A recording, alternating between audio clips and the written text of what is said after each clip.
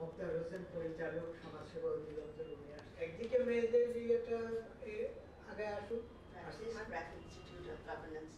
22 September চর ও হাওড়াঞ্চলে বাল্যবিয়ের বিদ্যমান অবস্থা এবং তা থেকে উত্তরণে করণীয় শীর্ষক গোলটেবিল বৈঠক হয়।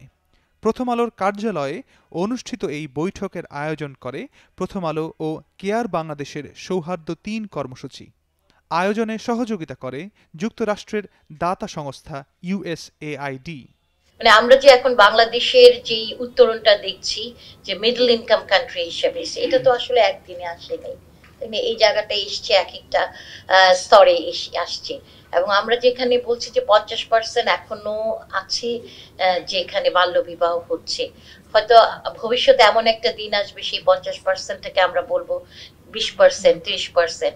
হয়তো শূন্য আমরা স্বপ্ন দেখতে পারি, শূন্যটা কতটুকু সম্ভব হবে আমরা ঠিক ওই জায়গাটায় অতটা এখনো বলা মুশকিল হবে, কিন্তু অ্যাটলিস্ট মিনিমাম লেভেলে চলে আসতে পারবো। আমাদের মহিলা ও শিশু বিষয়ক মন্ত্রণালয় 17-18 যে বাল্যবিবাহ নিরোধ আইন যে হয়েছে, সেই আইনটার উপরে ভিত্তি করে 18তে একটা কর্মপরিকল্পনা নিয়েছে, যেটার মূল লক্ষ্য ছিল 2021 সালের মধ্যে 15 বছরের কম বয়সের কন্যা শিশুর বিবাহ নির্মূল এবং 18 বছরের মধ্যে কন্যা শিশুর বয়স মানে বিয়ে 1/3 নেমে আসা এবং 41 সালের মধ্যে সম্পূর্ণ নির্মূল করা।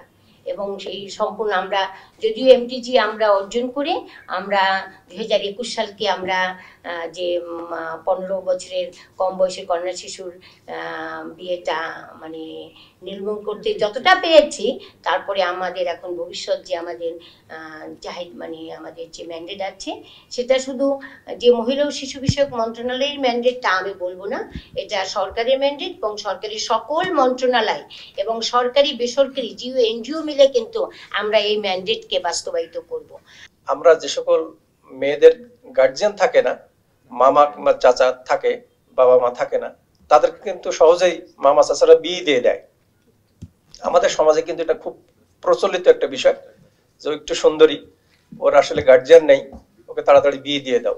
কিন্তু আমাদের সামাজিক নিরাপত্তা যে সেফটি নেটের একটা অংশ আছে, যে আমরা এই অসহায় বাচ্চাদেরকে কিন্তু আমরা আমাদের শিশু পরিবার আছে, সেখানে কিন্তু আমরা রেখে তাদেরকে একটা সাপোর্ট দিই।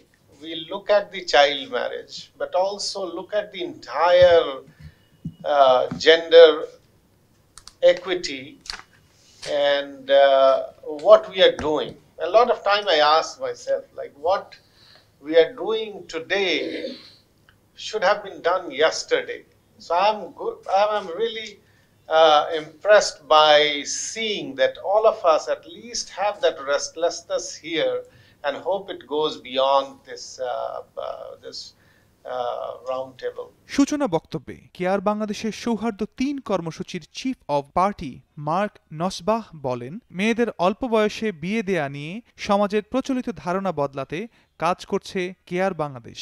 Over the past 7 years, CARE has been implementing the Shahada 3 program, which is an integrated food security program, one of the largest ones, that has been operating in some of the most vulnerable and remote communities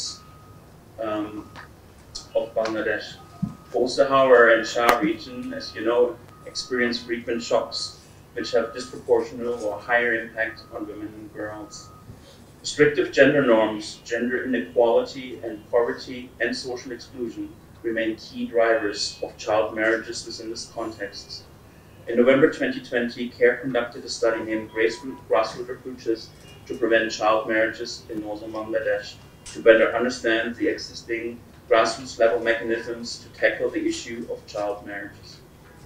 Findings of the study have been used to inform CARE's approach to tackling child marriages within our programs.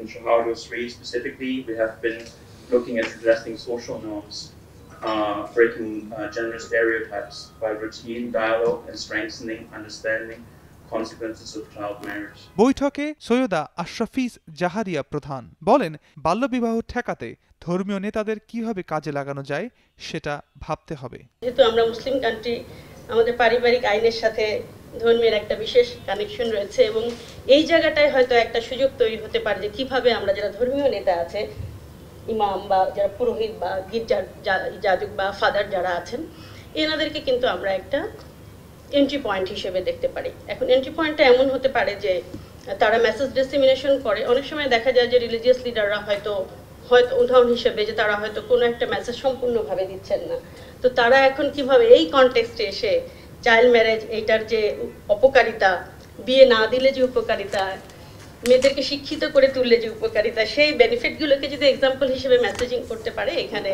সেই জায়গাটায় হয়তো faith লিডাররা useful entry point হিসেবে তাদের সাথে কাজ করা যেতে পারে।